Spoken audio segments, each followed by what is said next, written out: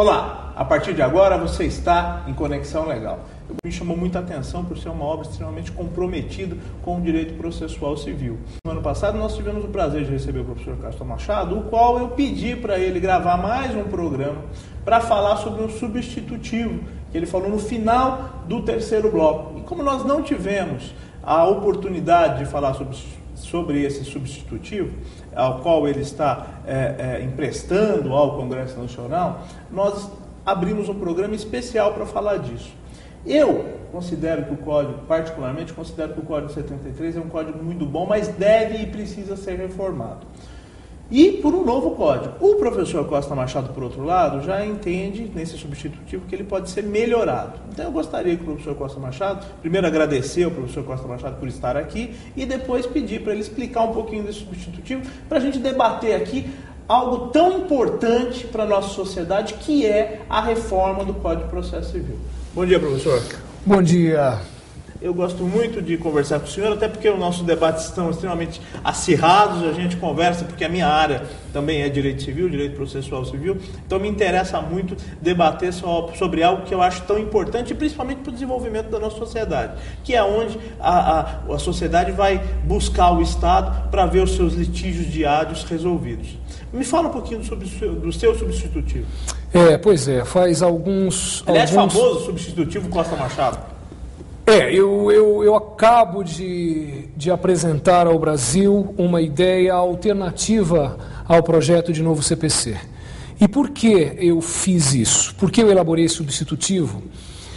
Pela razão de que eu acho que o projeto, apesar de trazer muitas coisas boas e muitos avanços, ele ainda nos apresenta aspectos autoritários muito intensos, como o desaparecimento do processo cautelar, dos seus procedimentos cautelares específicos, todos eles aparecem com o projeto, o desaparecimento de vários procedimentos especiais, a limitação extrema do direito de agravar, o desaparecimento do agravo retido, todas essas coisas. Numa mudança anterior, né? Ele continua existindo, mas eu acho que nós podemos consertar o agravo retido para que ele ainda tenha um papel importante, principalmente quanto àquelas decisões que o juiz toma em audiência.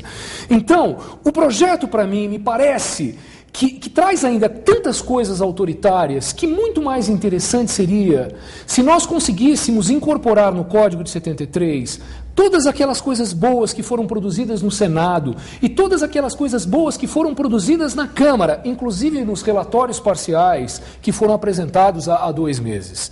E é todo esse trabalho de compilação que me ocupou nesses últimos 30 dias. Incorporar ao Código de Processo Civil todas as coisas boas. E são muitas as coisas boas que estão lá no projeto. Então, eu não tenho dúvida que a criação de um procedimento comum, que se inicia sempre com uma audiência de conciliação, é uma coisa boa. Eu acho que o desaparecimento da impugnação ao valor da causa, o desaparecimento da exceção de incompetência, a criação do incidente de resolução de demandas repetitivas, a criação do incidente de desconsideração da personalidade jurídica, previsões Doutor, novas. Eu só gostaria de pedir para o senhor, porque aqui, ao que pese o nosso programa, ele ser feito também para advogados, não só advogados assistem ao nosso programa, então tem muito estudante de direito e também o público em geral.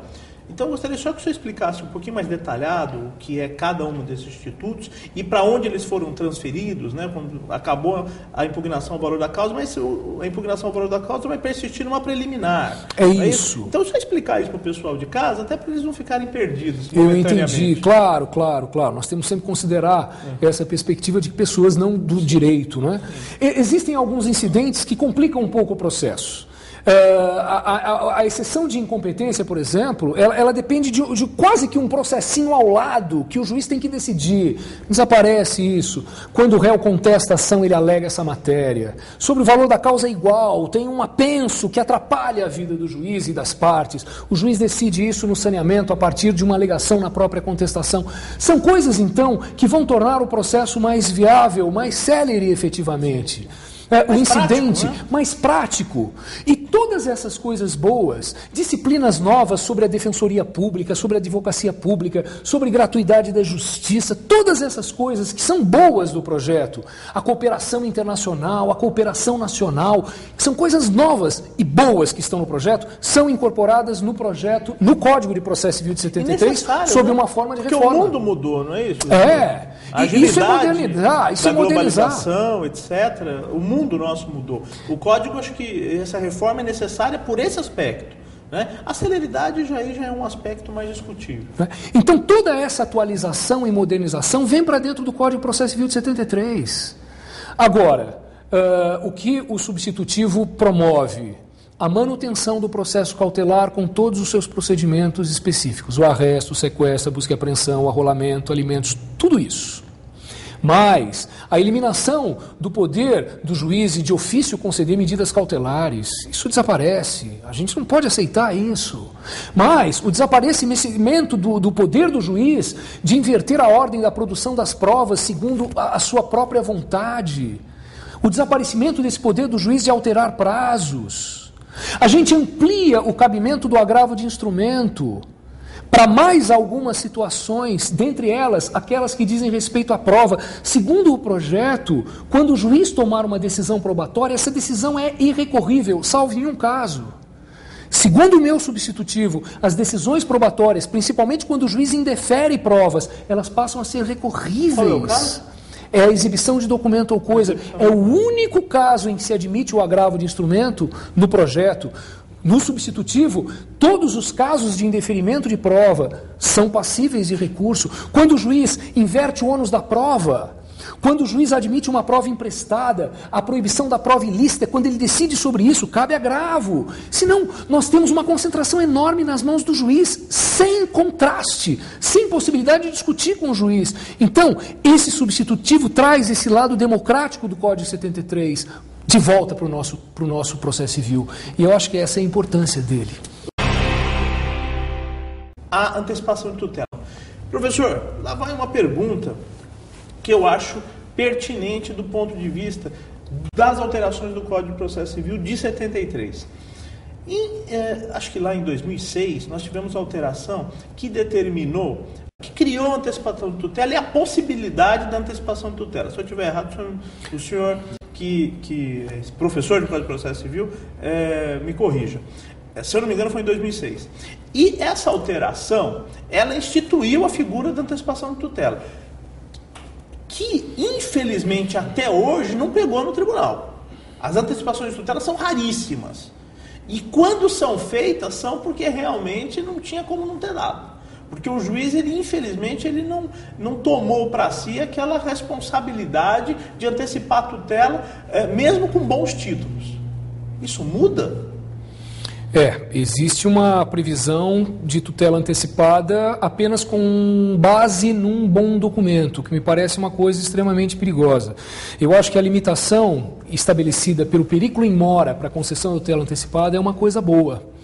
Eu acho que só em casos excepcionais o juiz pode e deve antecipar a tutela, porque a antecipação da tutela significa o juiz proferir uma decisão imediata, sem ouvir o réu, sem contraditório, sem ampla defesa, sem que o réu se manifeste, sem que ele saiba. Isso é uma coisa extraordinária, que só pode ser concedida extraordinariamente. Mas ele não pode fazer isso ouvindo o réu? Ele pode. Ouve o réu e novamente... Essa é uma coisa que eu introduzo no meu substitutivo. Eu faço constar da disciplina da tutela antecipada a audiência de justificação. Se o autor não consegue demonstrar os requisitos necessários apenas com documentos, o juiz faz uma justificação, como acontece no processo cautelar, para conceder em seguida a providência antecipada. É uma coisa que vai facilitar a concessão da tutela antecipada, mas que pode contar com a presença do requerido. Então, é algo democrático e que é uma evolução em relação ao que está proposto.